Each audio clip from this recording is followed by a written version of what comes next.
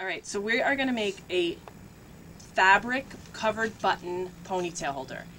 Like I am styling for you right here. So you got to wear it. You got to sell it, right?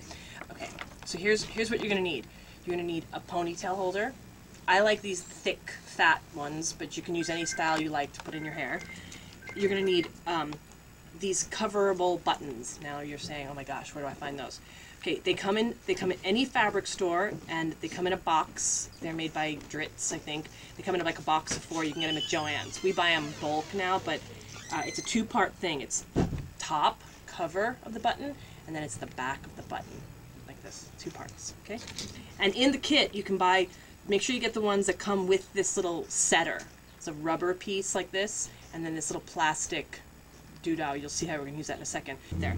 Okay, you're going to need some thin gauge wire that's pretty flexible. I like to use these wire cutters, but you could probably use scissors. Then for the optional part of this, a little bit of fabric glue is nice.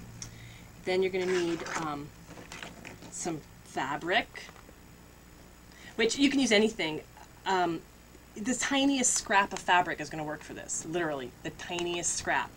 You'll see in a second. I just brought these little pieces.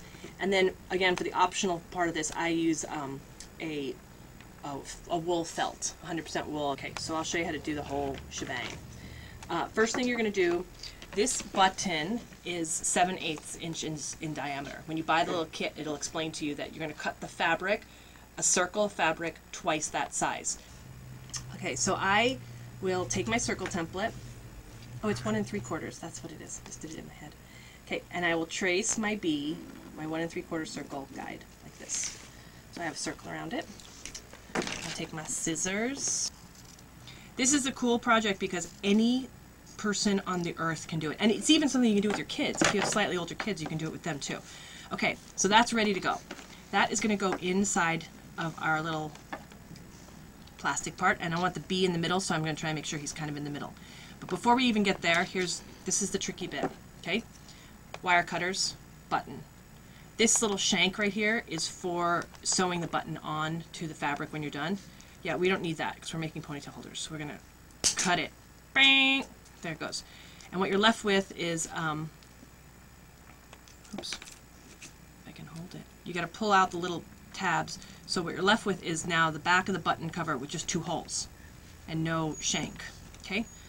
We're going to cut a small piece of wire off of our wire, like, I don't know, 2 inches long or something. And here's where our optional phase comes in. So for those of you who are taking the easy route, which I don't dismiss as copying out at all, forget this part. But for those of you who would like to finish them like this, what I do is I then trace the back of my button, this is the back half now, onto this wool. You can use felt, you could use anything really, any fabric or paper. You could even use paper, I guess, like some kind of cool paper. The only thing is that I like to use fabric because if it gets wet or something weird like that, you know, wet. The next thing we're going to do is take in a little bit of glue. Now this is the tricky part. The button has, before we cut our little shank away, you would be able to tell which was the outside. Oh, look. Here, look. Okay, so the outside of the button, the outside is the part that is curled out like this. So make sure that you have one to look at because otherwise it won't work when we put it all together. So we're going to take a little bit of glue, and on the outside of the back, we're going to put a little tiny bit of glue, like that. And then we're going to stick our little piece of felt on there. And here's why it doesn't matter how my cutting job was, because look, now I can turn it over and I can just trim it a little bit nicer. Once that's trimmed and it looks like that, and you're like now saying, but I can't see the holes anymore. Right. We're going to fix that. So now we're going to take our ponytail holder and our little U shape of wire, and we're catching the wire, we're catching the ponytail holder in the wire, and now, kind of blind, yeah, but you know, you can kind of figure it out. You want to poke the wire, through, right there, see that? Through the felt and through the hole, okay? And you're going to do that on both sides. In there, cool. And this is going to be on the inside, so we're not going to see it. So we're going to twist it. Doesn't have to be super tight. In fact, if you make it too tight, sometimes it breaks the elastic of the ponytail holder, so you don't want to make it too crazy. And you can cut the ends off, and then you're just going to kind of just shove that down out of the way. Okay, so now we're going to take the front half of our button and our little bee, and we're going to put him into the little plastic thing, and then you shove this metal front of the button into the plastic rubbery holder.